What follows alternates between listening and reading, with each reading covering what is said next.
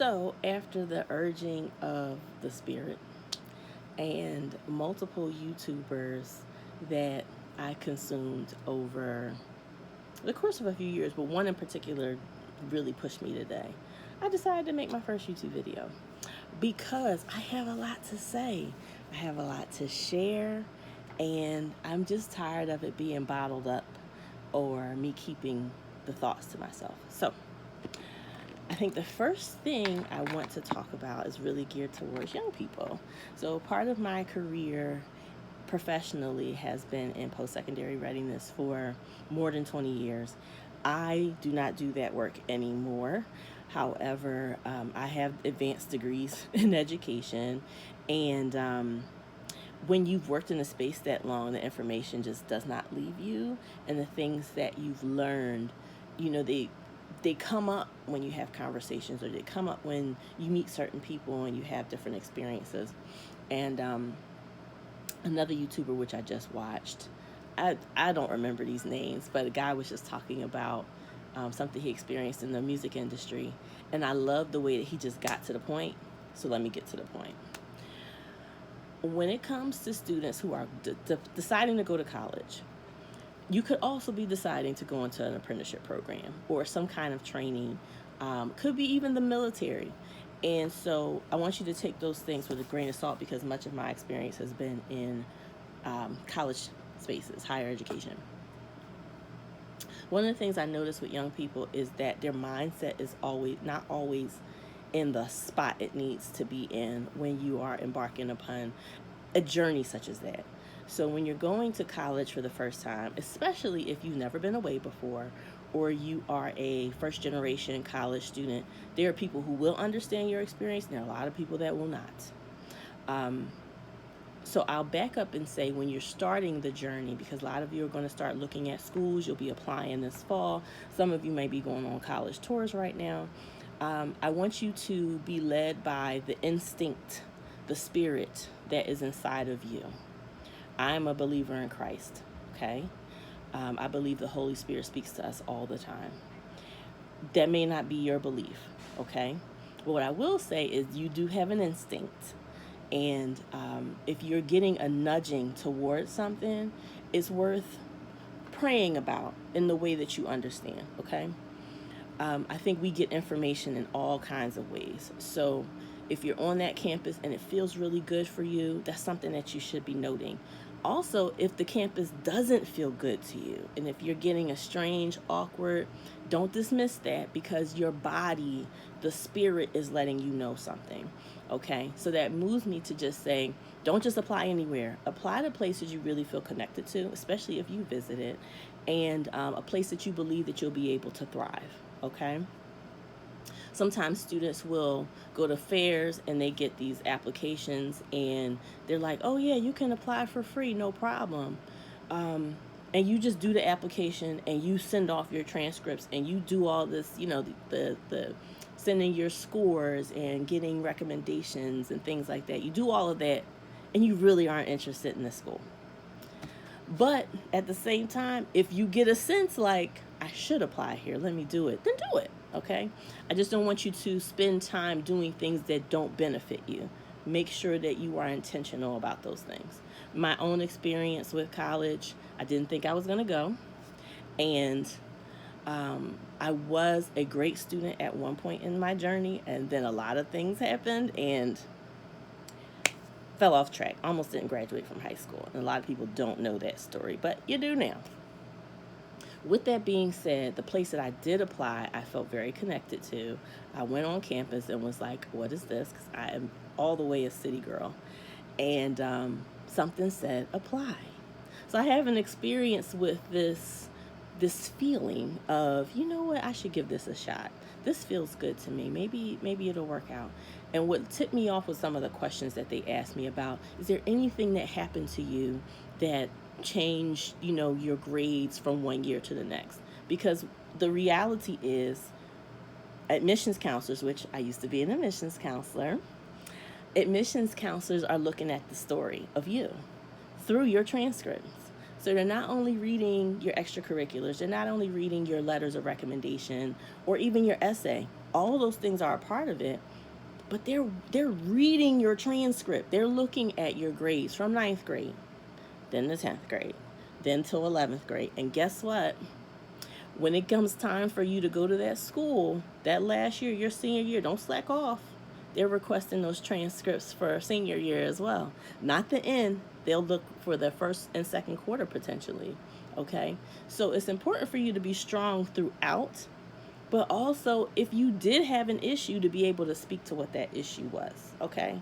And I could talk about that in a whole other video, but all that to say, be mindful of where you're going and where you're spending your time, because the place that you end up deciding to go to, it will matter to you. The other thing I notice with young people around mindset is this is an expensive journey. So there are people that are supportive of you, whether it's financially, time, things of that nature. So this isn't just a journey about you. There are other people who are investing in it. And so you should take it very seriously.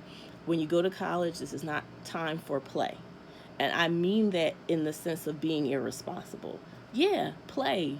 Get into some groups, be a part of the student government or Latino student union, Black student union, the very Asian student organizations, and I'm listing those are the first things that I'm thinking of. It could be things for students who love like book clubs or intramural sports.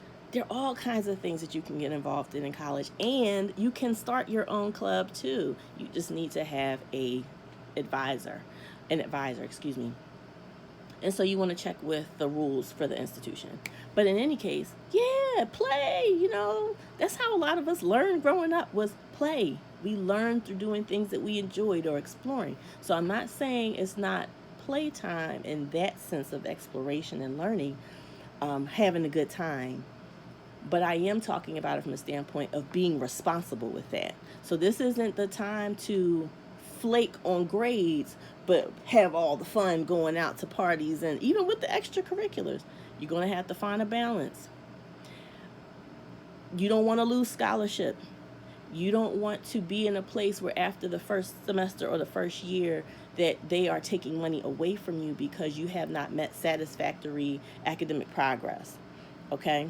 You want to look into what that is. What is it that I have to do as a student to make sure that I continue to maintain my financial standing when it comes to this institution? Because the reality is nobody really is paying out of pocket for this. The institution is making an investment in you as well.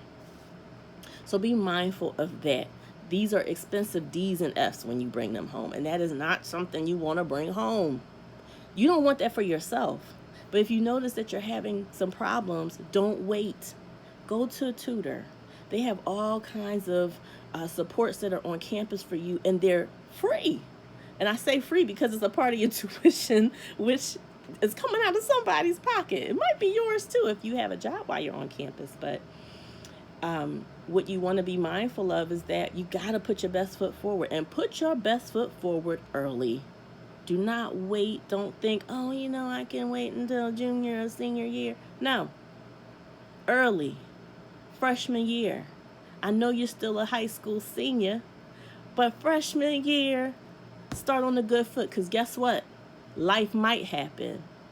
Those grades might tank around the second semester of sophomore year, and guess where you want to be? Up top, so that your fall has some cushion. But what's very hard, it's doable, but what's very hard is not having cushion earlier.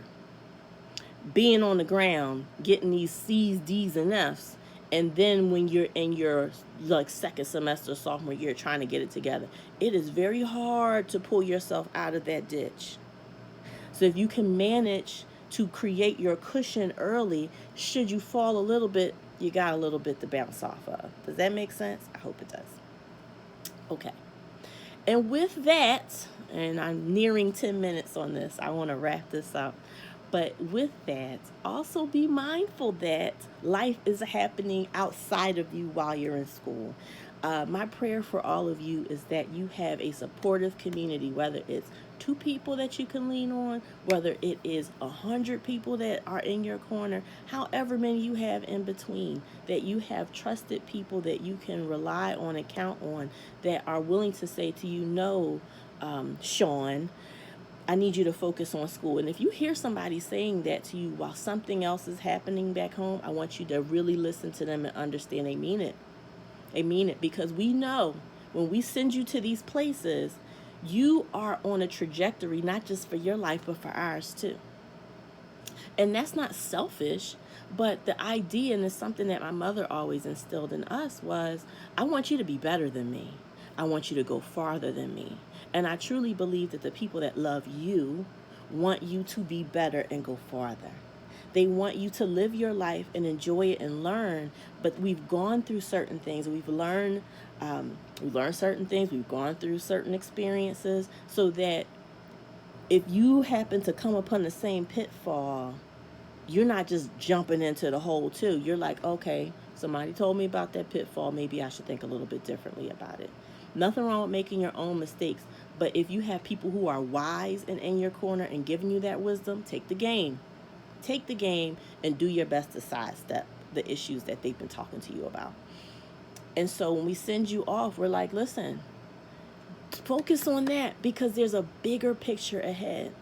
It's not to say that you can't be connected to things that are happening, or people might not call you and tell you what's happening, or you're not going to be impacted emotionally. My mother died when I was in college, so there's really nothing I could do about that except for lean on my family. I came back home, and I was a commuter student for the last semester of school. But I understood, if I didn't get this degree, my mother was coming up out that grave to have a conversation. I know her. I knew that. I said, let's stay the course. And that's what I mean by life is going to happen to you. Set your foundation the best you can, because you don't know what's coming. Nothing may come. And that's amazing. But what if something does? This is the best way to be prepared. Start your foundation early. Get your mindset together so you know when you're going in, this is what I got to do. Be the one to schedule your own classes if you can. So when you're coming in first semester, usually an advisor will do that for you. But if you can get a copy of your curriculum sheet, and you know, okay, I was a psychology major. I'm in a psychology program. These are the courses that I need to take. Check them off every semester. Check and see, okay, which one do I need to take this semester? Which one can I wait to take until the end semester? Then I'm asking questions. Well, who's the best teacher for this? Who's the best teacher for that? Be in control of that as much as you possibly can. Starting off, I took 12 credits. That was just what they started me off with. But I knew by second semester, Miss Ma'am over here was taking her 5 classes. 3 credits apiece, 15 credits. And then by the time I got to junior year, I was taking 18 per semester, which gave me some leeway, towards the end. And again, unfortunately, I had something tragic happen, but I didn't have as many classes by the end. So sharing my own experience inside of my little tips here, because life is real. Life is real. I've had so many things that have happened around me to people, and they're young people who things have happened to that I've worked with. And the one thing that I try to impart to them, which I want to impart to you too, is to stay the course. Work through it, because people will try to call you and pull you back into stuff at home or in the neighborhood, and remain focused. You can still care. You can still care, and you can be supportive in a way that works for the goal that you have in front of you.